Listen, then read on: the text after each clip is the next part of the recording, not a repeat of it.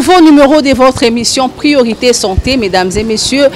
Nous sommes à Bizaozone. Nous allons recevoir aujourd'hui le docteur Marcel Moubenzo et avec lui, nous allons parler de la planification familiale. C'est quoi la planification familiale? Comment faire pour planifier ses naissances? Tout de suite, vous aurez des réponses à ces questions. Suivez-moi.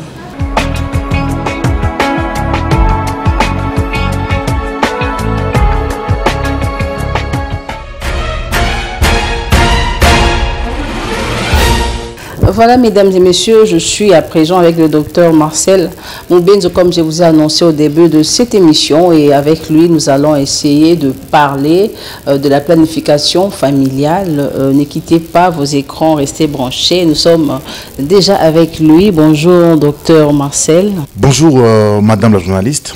Merci de nous avoir accueillis ce matin dans votre cabinet. On vous a trouvé en plein travail, mais vous avez accepté de nous accorder cette émission pour informer bien sûr la population, parce que c'est très important, c'est vraiment important de parler de ces sujets, de la planification familiale.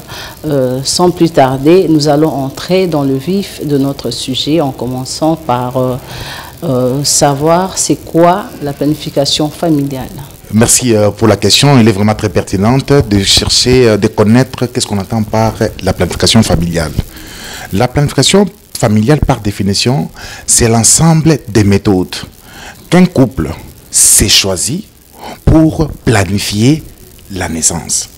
C'est-à-dire, un couple peut se marier aujourd'hui et il s'est dit que nous allons rester pendant 2 ans sans pour autant mettre au monde, que nous puissions d'abord mener notre vie.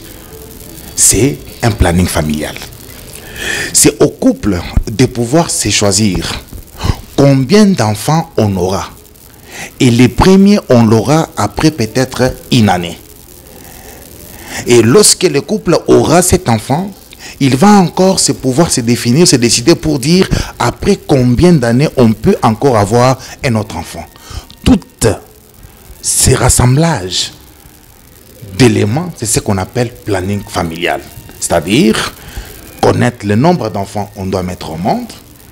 De 2, connaître quand il faut mettre au monde. Et quel espace entre les 2 naissances. C'est ce qu'on appelle planning familial. Merci docteur. Avant d'aller plus loin dans notre émission, on aimerait savoir il y a combien de types de planification familiale? Il n'y a pas de type, mais il y a des méthodes. Nous avons 3 méthodes. Nous avons les méthodes modernes, nous avons les méthodes naturelles et les méthodes définitives. Quant aux méthodes modernes, nous avons l'utilisation des DIU, c'est ce qu'on appelle les dispositifs intra-utérins. Ce que vous appelez stérilés. C'est-à-dire, il y a un implant qu'on place à l'intérieur de l'utérus pour pouvoir empêcher la conception. En dehors de cette méthode, nous avons la méthode d'implantation, ce qu'on appelle implant. Nous avons la méthode de préservatif. Nous avons aussi la méthode des sayanans, ce qu'on appelle les dépôts Provera. Et enfin, il y a aussi une autre méthode. C'est la vieille méthode, mais il existe toujours ce qu'on appelle placer un anneau au niveau du vagin.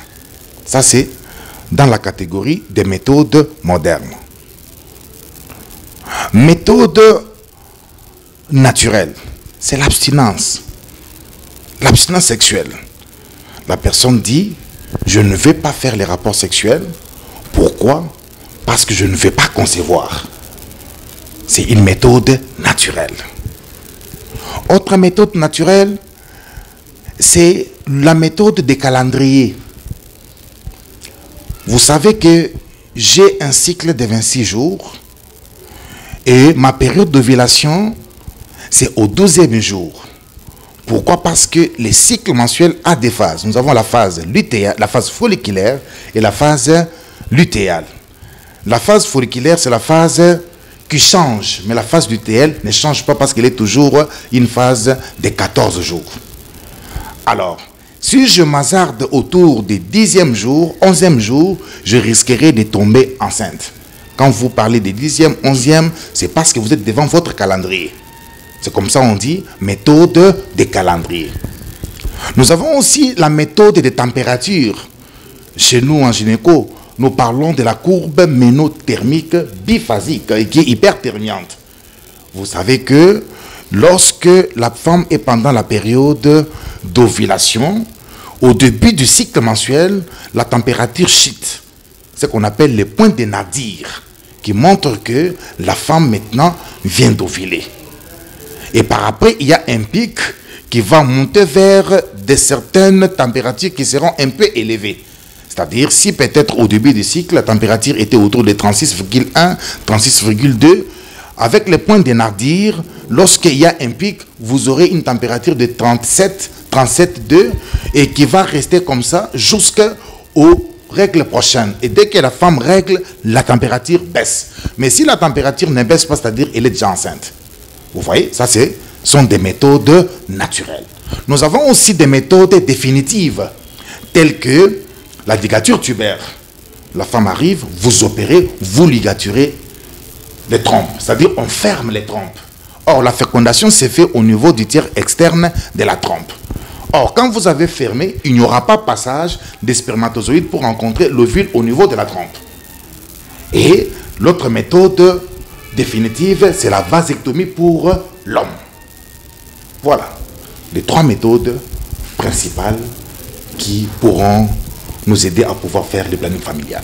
Docteur, vous avez parlé de plusieurs méthodes, mais en tant que personnel de santé, si un patient s'est présenté chez vous et veut, comme vous avez dit, le couple, si un couple, par exemple, s'est présenté chez vous, quelle est la méthode que vous conseillez à ces couples d'adopter?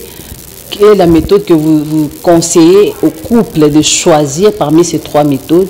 Et quelle est la méthode qui est plus facile, qui peut aider le couple à faire une planification sans être, peut-être sans avoir une conséquence plus tard? Merci. Vous voulez connaître quelle est la méthode la plus efficace et la plus préférentielle? Je vous dirais d'emblée que nous, lorsque la femme accouche, nous avons ce qu'on appelle la CEPON 1, la CEPON 2 et la CEPON 3. La CEPON 3, c'est une constatation postnatale qui s'est faite au 45e jour. Et il est recommandé que la couchée ou la césarisée puisse s'amener avec son mari. On n'impose pas une méthode, mais nous présentons les différentes méthodes de planning familial et c'est au couple de pouvoir choisir. Et quand le couple choisit, tout est fonction de ce que nous avons dit lors de la définition. Nous avons dit que c'est l'ensemble des méthodes que nous venons de citer. Et ces méthodes vont nous aider ou aider au couple de pouvoir, connaître combien d'enfants ils mettront au monde. S'ils ont dit qu'on avait besoin de mettre seulement 2 enfants au monde, on ne veut plus encore ajouter. Nous allons leur proposer la méthode définitive. Soit nous allons faire la ligature tubaire, soit on fait une vasectomie chez l'homme. Mais si la femme ou le couple vous dit non, nous avons encore besoin d'ajouter encore des enfants, mais on aimerait que nous puissions avoir un espace intergénésique, c'est-à-dire entre les 2 naissances, peut-être de 2 ans. Nous allons présenter 2 autres méthodes. La première, qui est la méthode moderne. Qu'est-ce que vous préférez? Est-ce qu'il faut placer un stérilet? Est-ce qu'il faut placer un implant? Est-ce qu'il faut utiliser le préservatif? Ou bien il faut donner les dépôts Provera? Vous comprenez? Admettons qu'on veut placer un stérilet. L'homme qui dit, moi je ne supporte pas le stérilet parce que les fils témoins qu'on laisse dans la filière vaginale de la femme, ça me gêne. Alors, qu'est-ce que toi tu préfères parmi les autres? Ils choisissent. On dit que c'est l'ensemble des méthodes choisies libéralement, c'est-à-dire que sans contrainte. Nous, en tant que professionnels de santé, on n'est pas là pour imposer une méthode, mais nous allons, le couple va choisir par rapport aux besoins. Si nous demandons, par exemple, la méthode naturelle de faire le coït interrompu, lorsque vous avez besoin de pouvoir éjaculer, vous allez pouvoir éjaculer en dehors de la cavité vaginale. Et le mari dit, moi je ne supporte pas, moi si j'ai envie, j'éjacule directement. Vous verrez qu'on ne va pas demander à cet homme de pouvoir utiliser le coït interrompu de peur que la femme puisse tomber enceinte. C'est-à-dire, pour terminer, ou bien pour me résumer, les méthodes choisies sont fonction de problèmes réels que présentent les couples et par rapport au préférentiel du couple. Docteur, vous avez dit ça dépend du couple, mais il y a une méthode de contraception que j'ai remarqué que la plupart de femmes font ces derniers temps, les phénomènes implants. Est-ce qu'il y a de conséquences? Parce que j'ai vécu une histoire ou un témoignage d'une de mes proches. Après ces implants, il y a eu des règles abondantes, il y a eu beaucoup de choses après. Est-ce qu'il y a, c'est conseillé aux femmes d'utiliser ces méthodes ou ça dépend peut-être d'une personne à une autre ou c'est conseillé à utiliser ces méthodes? Avant de répondre à cette question, il faut que nous puissions connaître quel est le mécanisme d'action. Je ne sais pas si cette question est là. Si elle n'est pas là, alors je commence d'abord par là pour que nous puissions connaître et que les téléspectateurs puissent connaître, parce que les mécanismes restent les mêmes, quelles que soient les différentes méthodes, surtout pour les méthodes modernes. Lorsque la femme a un implanton, vous appelez Jadel, ou a un DIU, un dispositif intra-utérin, le mécanisme c'est quoi? Il y a deux choses. Un, les stérilés ou bien la méthode contraceptive moderne choisie va rendre la glaire cervicale opaque. C'est la glaire cervicale qui joue un rôle important pour l'ascension des spermatozoïdes. Et une fois que cette méthode contraceptive rend la glaire cervicale opaque, il n'y aura pas ascension des spermatozoïdes. Ça, c'est un. Et par conséquent, il n'y aura pas fécondation. D'autre part, les spermatozoïdes peuvent migrer, se retrouvant au niveau de la trompe, et ils fécondent l'ovule. La femme conçoit. Et quand la femme conçoit, la segmentation de l'œuf fécondé commence au niveau de la trompe. L'œuf fécondé va migrer pour venir s'implanter au niveau de l'utérus. Mais lors de l'implantation, le problème se pose. Il n'y aura pas la dissociation de la zone pellicide. Et qui parle de la zone pellicide, c'est une zone qui assure la spécificité de l'espèce. Et s'il n'y a pas la destruction de cette zone pellicide, il n'y aura pas aussi la différenciation des cellules trophoblastiques pour l'anidation. Et par conséquent, il y aura l'expulsion des blastocystes libres, ce que nous appelons un avortement ultra précoce. Même la femme ne pourra pas se rendre compte qu'elle a avorté. C'est pourquoi il y a certains pasteurs qui disent « Nous aimons bien des méthodes contraceptives, mais on ne veut pas que les femmes puissent avorter. » Mais ce que la femme a eu à faire, c'est un avortement. Je reviens à la question posée. Vous dites, il y a d'autres qui disent que la méthode d'implanton, c'est une méthode qui fait que la femme puisse saigner et tout ça. Cela dépend d'un organisme à un autre. C'est comme ça que je dis. Tu peux prendre un antipaludéen. Et moi, je prends le même antipaludéen. Mais toi, tu présentes beaucoup d'effets indésirables par rapport à moi. Tout est fonction de votre système immunitaire et de votre organisme. Il y a des femmes sous implanton où quand vous les placez, elles pesaient 50 kg, mais elles commencent à peser 70 kg. C'est un effet indésirable. Il y a d'autres, vous placez, elles saignent abondamment. Ça peut prendre peut-être plusieurs jours, mais avec un flux abondant. Mais il y a d'autres, vous placez, et elle est toujours telle qu'elle était. C'est comme ça que je dis, toute méthode, tant soit peu, tant bonne qu'elle soit utilisée, a toujours des effets indésirables, a toujours des inconvénients. Il n'y a jamais eu une méthode qui sera toujours performante à 100%. Alors, si vous placez et vous trouvez que votre malade a eu à réagir, ou bien il ne supporte pas, il y a des effets indésirables qui sont très pointus, il serait bien de retirer cette méthode et choisir une autre méthode. Merci docteur, vous avez dit toutes les méthodes ont des inconvénients. J'aimerais savoir quelle est la méthode que vous conseillez aux couples qui se présentent devant vous. Madame la journaliste, je pense que cette question a été répondue. Hein. Vous l'avez posée, vous venez encore de la reposer. Mais je vais répondre. Je dis ceci. Tout médicament d'une manière générale a ses effets indésirables. Quand vous prenez par exemple la quinine, il y a les bourdonnements d'oreilles. Il y a des nausées et des fois des vomissements. Ce sont les effets indésirables. Mais ces effets-là n'empêchent pas aux médicaments de pouvoir traiter la malaria. Ce sont des effets qui sont très négligeables, mais ce qui importe, c'est le principe actif qui se trouve dans la molécule prescrite. C'est de même aussi. La méthode contraceptive, c'est un médicament. Mais il a les avantages, il a aussi les désavantages. il a des effets indésirables. C'est comme on dit, vous voyez, la femme qui est sous implant, elle vous saigne pendant 7 jours et c'est abondant. Elle peut peut-être changer peut-être 3 fois ou 4 fois. Vous voyez que c'est un problème. Qu'est-ce qu'il faut faire? Il faut qu'elle puisse revenir, soit nous changeons la méthode. Donc, il n'y a pas une méthode imposante ou une méthode qui est meilleure par rapport à l'autre. Mais la méthode sera efficace, sera importante par rapport à la façon que l'accouché puisse trouver l'intérêt dans cette méthode. C'est-à-dire, elle a pris sa méthode contraceptive, elle règle normalement, elle n'a pas des infections à répétition, parce que quand vous placez les stérilés, les inconvénients, c'est quoi? Les fils témoins que vous laissez est considéré comme étant une source d'infection. Vous verrez que cette femme-là aura des infections génitales à répétition. Vous voyez que c'est un inconvénient, c'est l'inconvénient de la méthode. Donc voilà.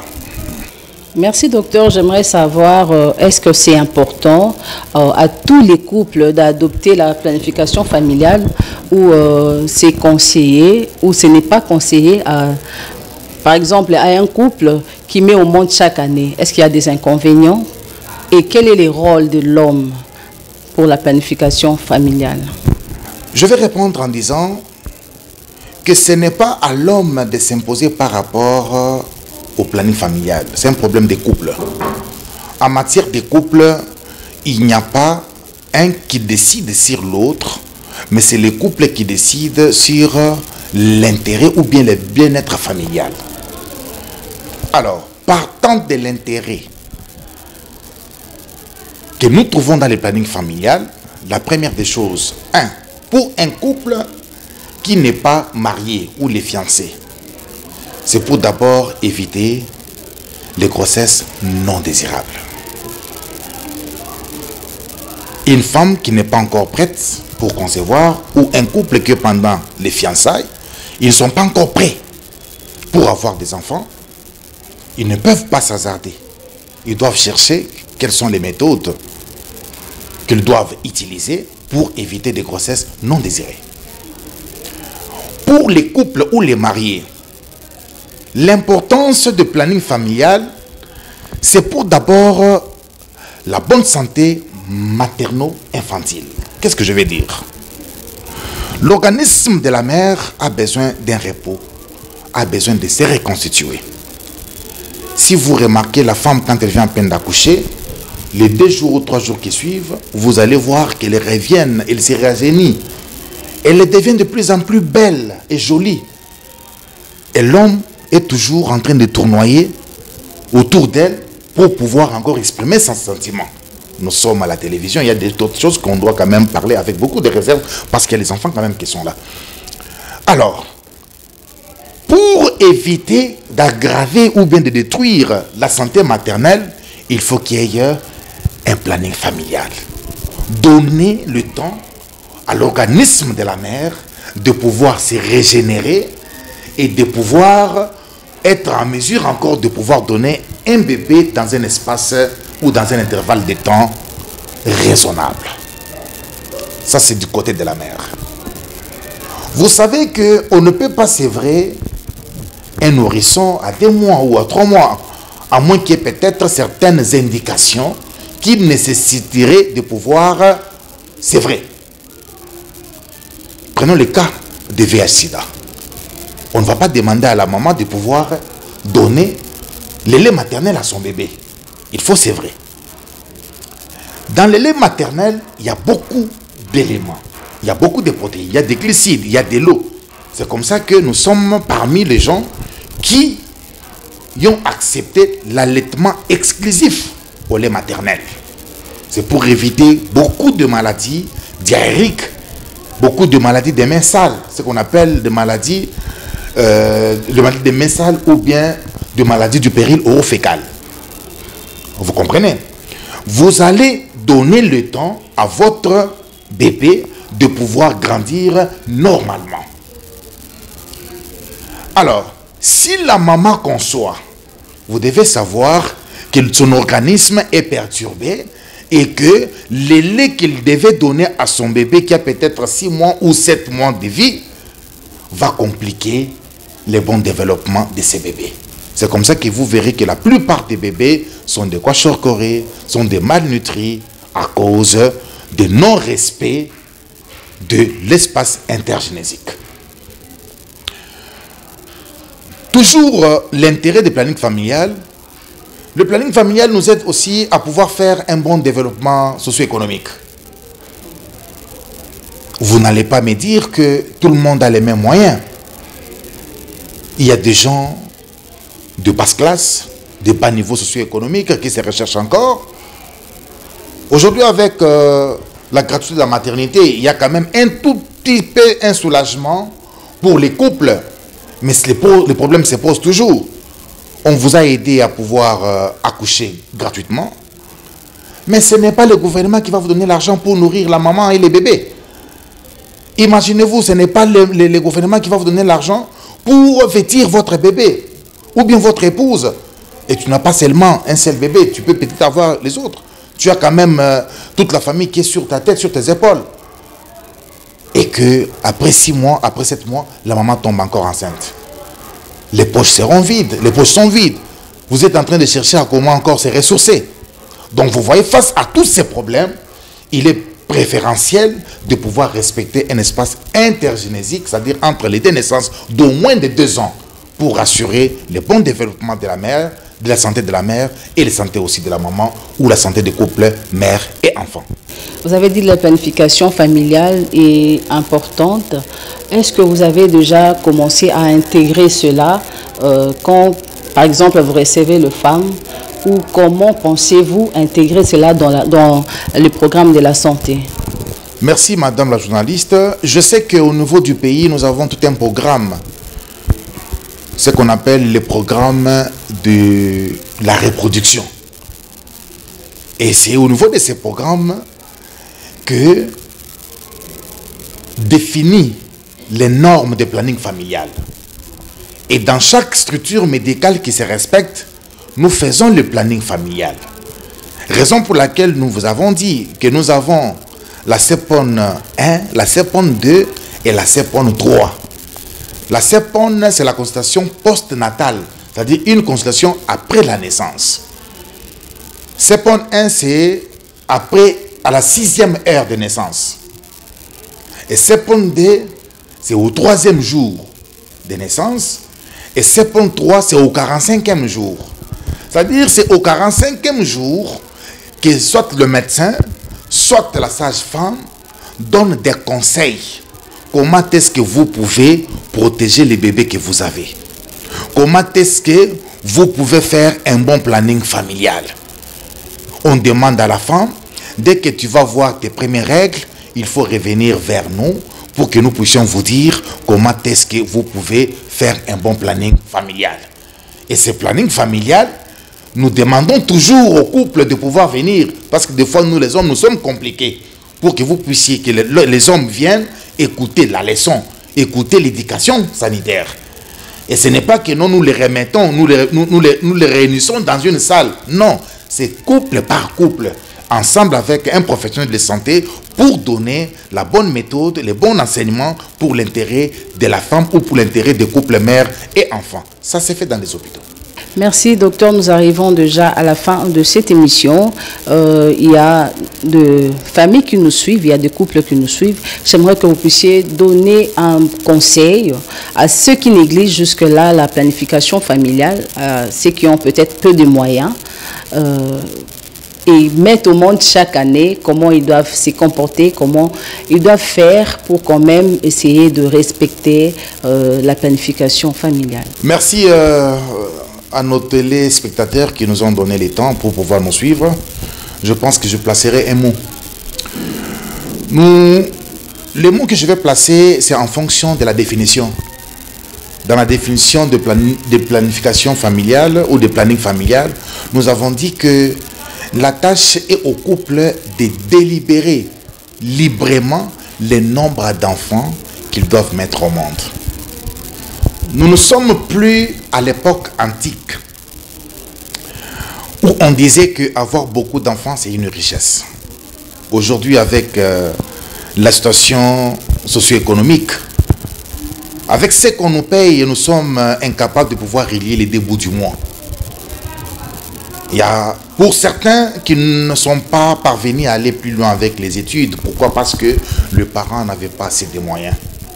Ce que nous avons connu dans le passé, nous n'allons pas accepter que nos enfants puissent revivre.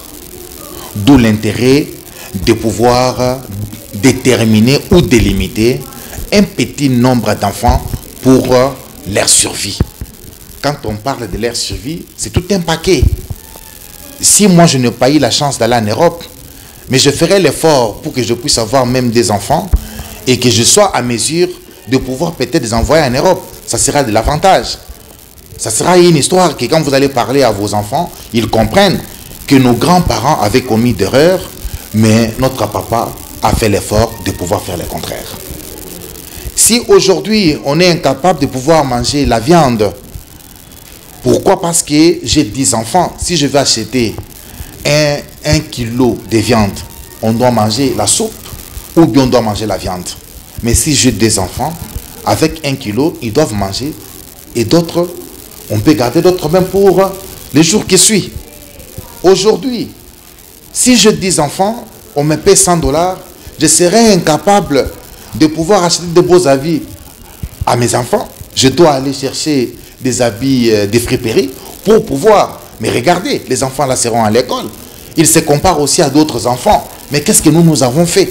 Quel est le péché que nous avons commis pour que notre vie sociale puisse être malingre, pour que notre vie sociale soit délabrée par rapport aux autres? Quand on se compare aux autres, nous trouvons comme qui dirait que les péchés que Israël avait commis est tombé sur nous. Donc, les conseils que je peux donner, tenons compte de nos moyens, tenons compte de ce que nous faisons pour savoir comment est-ce qu'il faut planifier, et c'est pour l'intérêt ou le bien-être de nos enfants et de notre vie socio-économique. Merci beaucoup, Dr Marcel Moubenzo. Merci à vous, fidèles téléspectateurs de Antenne A Télévision, de nous avoir suivis. C'est tout pour aujourd'hui. Merci à la grande équipe technique qui m'a accompagné, Nana Kalambay, qui était derrière la caméra. Merci. Et merci à vous, fidèles téléspectateurs de Antenne A Télévision. Restez branchés sur nos antennes. Au revoir et à la prochaine.